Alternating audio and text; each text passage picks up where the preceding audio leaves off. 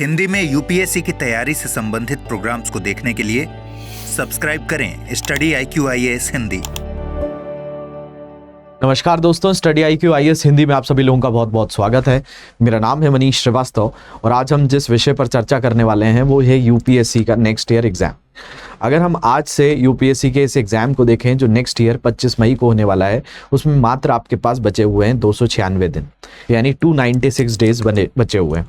अब इन 296 डेज में किस तरीके से आप इसको टारगेट करेंगे, किस तरीके से आप अपने लक्ष्य तक पहुंच पाएंगे, तो मैं आपको थोड़े से प्रैक्टिकली आज चीज़ें थोड़ी सी समझाना चाहता हूं कि असल में आपको क्या करना पड़ेगा, कितना समय देना होगा और आपके पास कितना समय है।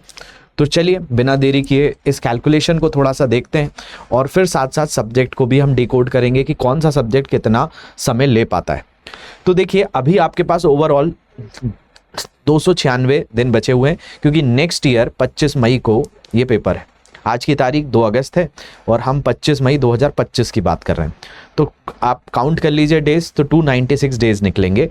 296 दिन, 42 हफ्ते और 7000 लगभग 7100 घंटे, इसमें 42 सप्ताह मिलेंगे आपको और लगभग 7100 घंटे के आसपास ये समय होता है क्योंकि भाई एक दिन में 24 घंटे हैं। तो अगर हम 296 दिनों की बात करें तो 24 घंटे के अनुसार आपके पास जो समय है वो है 7104 घंटे। सप्ताह की बात करें तो 42 सप्ताह बचे हैं वीक्स में। तो अगर हम बात करें कि भाई हम लगभग 7104 घंटे एक्टिव रहेंगे तो नहीं रहेंगे भाई। प्रैक्टिकली है कि भाई हमारे जीवन में हम 24 घंटे तो पढ़ते नहीं हैं, हम लगभग 12 घंटे इसमें कुछ सोना खाना बहुत सारी दिनचर्या में हमारी चीज़ें जाती हैं। तो इसको अगर हम ओवरऑल आधा कर दें 7000 का तो लगभग 3500 घंटे हमारे पास ऐसे हैं जिसको हम बोल सकते हैं कि ये बचते हैं जब हम हमारी दिनचर्या से मुक्त हो जाएं। ठीक है, इसमें आप सोना खाना जो दिनचर्या है आपकी, इन सारे निवृत्त होकर आपके पास बचे हैं 3500 दिन, 3500 घंटे। अब इन 3500 घंटे में कई ऐसा समय आएगा, बहुत ऐसे समय आएंगे, यानी कुल मिलाकर आप जो ये 24 घंटे हैं ये अराउंड हम बोल सकते हैं 12 घंटे, 12 घंटे प्रतिदिन की हम यहाँ पर चर्चा कर रहे हैं। लेकिन अगर हम इन 12 घंटों की भी बात करें तो 3500 जो घंटे हैं वो अगर आप 12 घंटे डेली पढ़ पाओ ये भी पॉसिबल नहीं है क्योंकि भाई 3500 घंटे मतलब रोजाना 12 घंटे स्टडीज को देना, ये मतलब सोचने में बड़ा आसान लगता है कि चलो 7100 घंटे बचे हुए हैं, 3500 घंटे जो है स्टडीज को दे देंगे। लेकिन इस बीच में क्या आने वाले हैं, इस बीच में फेस्टिवल्स भी आएंगे, उत्सव भी मनाएंगे आप अलग अलग। इसके अलावा हो सकता है कभी आपकी हेल्थ, फ्रेंड्स, फैमिली, ये सारी चीजें भी इस बीच में मिलने वाली हैं। तो ये भाई त्योहारों का समय भी आएगा, है ना। हो सकता है किसी दिन आपका पढ़ने का मन भी ना करे, किसी दिन कोई एंटरटेनमेंट हो जाए, कभी तबीयत ठीक ना रहे, घर में कोई आ जाए, कोई दोस्त यार आ जाए, है ना, फैमिली में कुछ ज़रूरत पड़ जाए। तो ओवरऑल अगर हम इन 3500 घंटों की बात करें तो 3500 घंटों में हम 12 घंटे रोजाना की बात कर रहे हैं और हम रोबोट तो है नहीं कि भाई सोकर उठे और सीधे पढ़ने बैठ गए। तो ये ठीक है, 3500 घंटे आपको नजर आ रहे होंगे लेकिन ये 3500 घंटे आप नहीं पढ़ पाएंगे। रोबोट अगर होता तो हम इतने 3500 घंटे एकदम उससे पूरा का पूरा कैलकुलेशन करा लेते। अब आपकी जरूरत क्या है, आपकी जरूरतें इस एग्जाम को लेकर, जो 25 मई को एग्जाम है, इसको अगर सीधे तौर पर आप देखते हैं तो इसकी मांग के अनुसार आपको जीएस के सब्जेक्ट्स पढ़ने हैं, आपको सीसैट भी पढ़ना है, आपको ऑप्शनल भी तैयार करना है,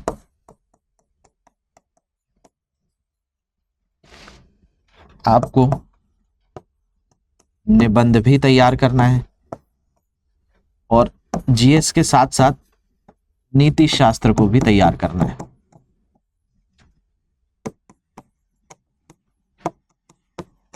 इंग्लिश कंपलसरी, हिंदी अनिवार्य पेपर, ये सारी चीजें आपको पढ़नी है। अब अगर हम बात करें, ये भी कुछ सब्जेक्ट्स अपना समय लेते हैं, तो अगर हम इन घंटों की बात करें कि भाई 3500 घंटे में हम मोटे मोटे कितना समय निकाल कर बता सकते हैं, तो देखिए इसमें आप ये सारे दिन 296 दिन मानकर चलिए 1 से 2 घंटे इनको काट दीजिए। आप 1 से 2 घंटे का समय आसपास मानकर रखिए। इसमें से मैं आपको सीधे तौर पर कह रहा हूं कि 800 घंटे और भी हटा दीजिए। ये 800 घंटे का मतलब है आपके पास बचे 2700 घंटे, क्योंकि ये 800 घंटे इन सारी चीजों में जाएंगे आपके। कई दिन ऐसे होंगे जिस दिन आपने नहीं पढ़ाई की होगी, तो ओवरऑल आपके पास 2700 घंटे के आसपास बचते हैं। 2700 घंटे का मतलब यहाँ पर सीधे तौर पर हम यही कहना चाह रहे हैं कि आपका ओवरऑल यहाँ हमने 800 घंटे हटाए हैं। 800 घंटे 300 दिनों में लगभग हटा दिए, तो आप मान लीजिए डेली के 2 से 2.5 घंटे हमने हटा दिए, तो आपके पास कुल मिलाकर 9 घंटे का समय, 8 से 9 घंटे प्रैक्टिकली पढ़ने के हैं। अब 8 से 9 घंटे पढ़ने में क्या है, आपको सबसे पहले, चाहे आप सेल्फ स्टडी से कर रहे हो या आप YouTube पे पढ़ते हो या आप हमारी पेड क्लास का हिस्सा हो, तो आप सारे लोग सब्जेक्ट्स तो पढ़ेंगे, क्योंकि सबसे पहली चीज तो आपको सब्जेक्ट पढ़नी होगी, आपको उसके लिए भी समय चाहिए होगा। तो हर सब्जेक्ट एक अपना समय लेता है, हर सब्जेक्ट का, हर विषय का अपना एक समय काल है। जैसे मैं पेड क्लासेस में साइंस टेक्नोलॉजी पढ़ाता हूं, तो साइंस एंड टेक्नोलॉजी पढ़ाने में मुझे अराउंड 40 क्लास में 120 से 130 घंटे लगते हैं।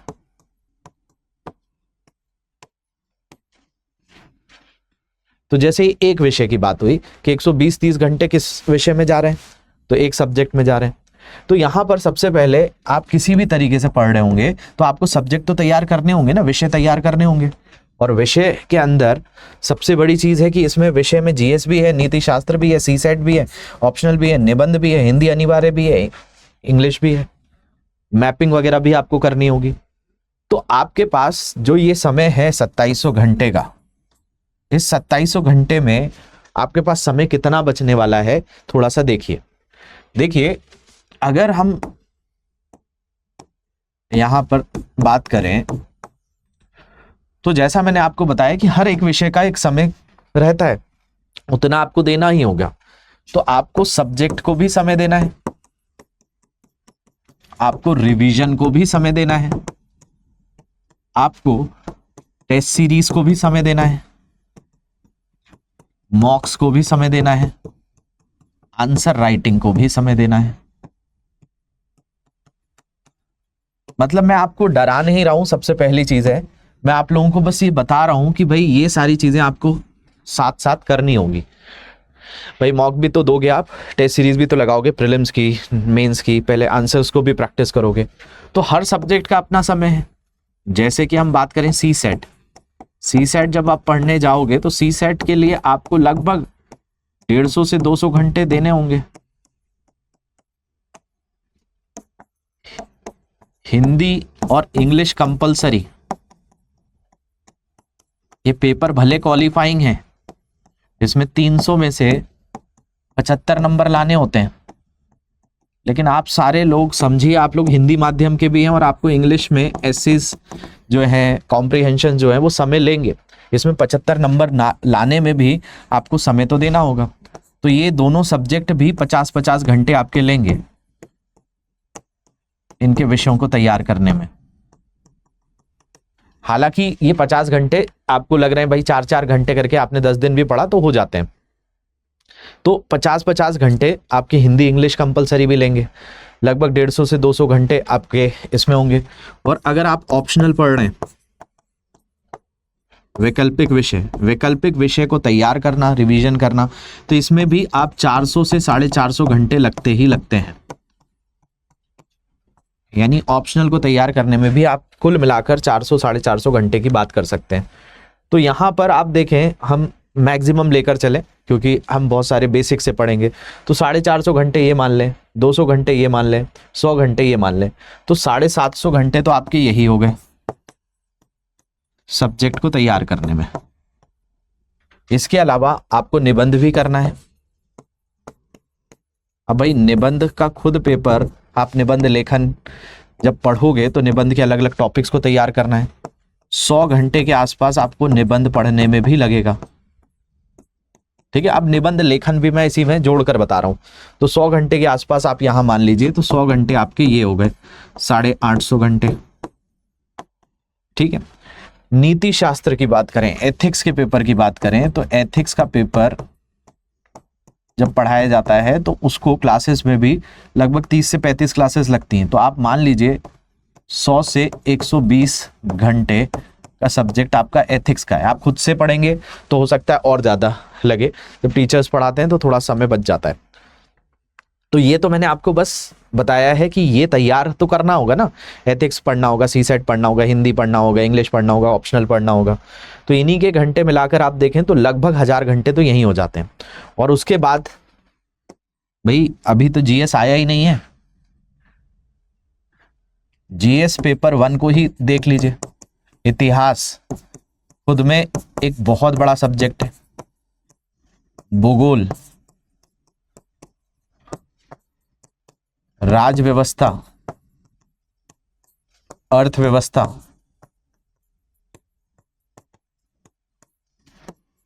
पर्यावरण एवं पारिस्थितिकी,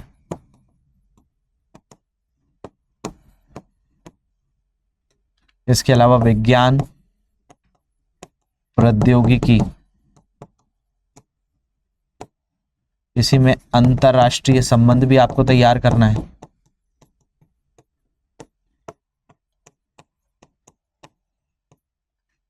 इसके अलावा इसी में आपको समाज पढ़ना है, सामाजिक न्याय पढ़ना है,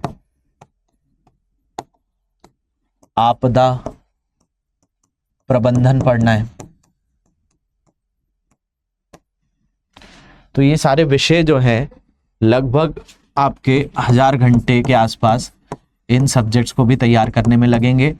खुद से आप प्रिपेयर कर रहे हैं तो मान लीजिए 200 घंटे ऊपर जाएगा ही जाएगा, क्योंकि जब आप खुद से प्रिपेयर करते हो पहले बुक्स खोजते हो, फिर नोट्स बनाते हो, फिर आपको रिवीजन तो करना ही करना है। हर सब्जेक्ट का आप रिवीजन करोगे, इसके लिए भी आपको 200 घंटे से 300 घंटे के आसपास लगेंगे। और आप सोचिए टेस्ट सीरीज, आपने मेंस की टेस्ट सीरीज दी, 3-3 घंटे की टेस्ट सीरीज है। मैं इस समय को जोड़कर ही नहीं बता रहा हूँ आपको, लेकिन अगर आप यहीं पर घंटे जोड़ोगे तो 1000 घंटे इसके, 1000 घंटे यहाँ पर, लगभग 2200 घंटे के आसपास तो आपको पढ़ना, रिवीजन करने में ही लग जाएंगे, नोट्स बनाने में भी लग जाएंगे। तो हमारे पास जो समय है वो ओवरऑल आप देख पा रहे हैं कि भाई 2700 घंटे हमारे पास पढ़ने के, लेकिन इसमें 2200 घंटे के आसपास ही यहाँ पर चीज़ चली जाती है।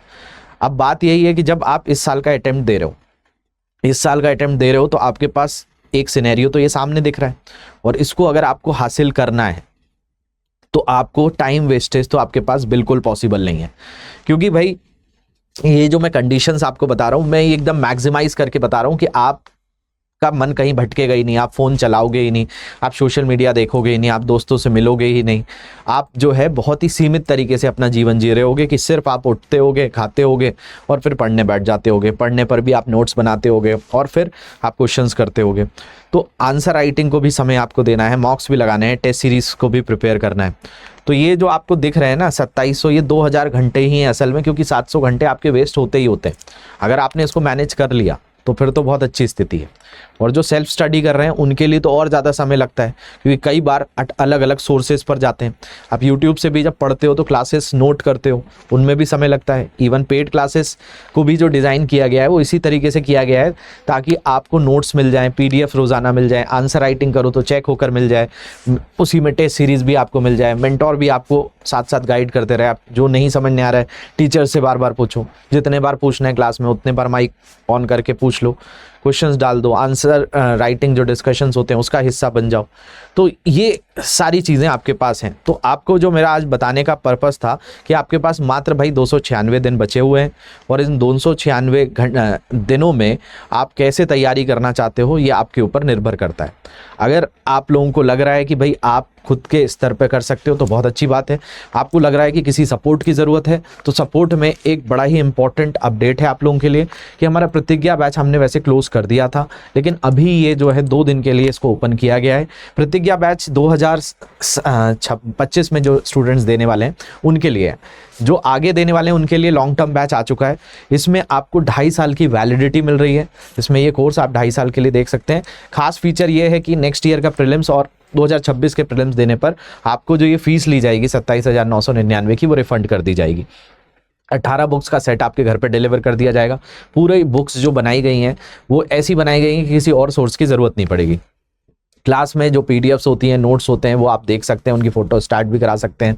और साथ साथ ये है कि आपको टीचर्स, मेंटोर ये हमेशा अवेलेबल रहेंगे। तो ये खास चीज़ है अगर आप नेक्स्ट ईयर की तैयारी करना चाहते हैं और ज़्यादा से ज़्यादा अपने चांसेस को बढ़ाना चाहते हैं तो आप फाउंडेशन से हमारे साथ बैचेस में जुड़ सकते हैं।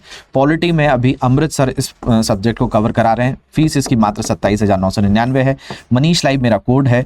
प्रतिदिन ये लाइव क्लासेस शाम 6 बजे से हो रही हैं। एडमिशन की अंतिम तिथि 3 अगस्त है। तो ध्यान रखेंगे, जल्दी से इस बैच में एनरोल कर लेंगे। कोई भी तरह के इश्यूज आते हैं तो ये मेरी टेलीग्राम आईडी है, ये मेरी इंस्टाग्राम आईडी है, यहाँ पर आप लोग मैसेज कर देंगे कोई भी छोटा सा भी इशू आएगा तो। बाकी यहाँ से आपको लेक्चर्स की पीडीएफ और बाकी जो मेरे सेशंस होते हैं उनके लिंक ईजिली अवेलेबल होते हैं। तो आशा करता हूँ मैं आपको जो समझाना चाहता था वो आप समझ पाए होंगे। मिलते हैं किसी अगले सत्र में, तब तक के लिए ध्यान रखिए। Thank you very much for watching this. Have a great day.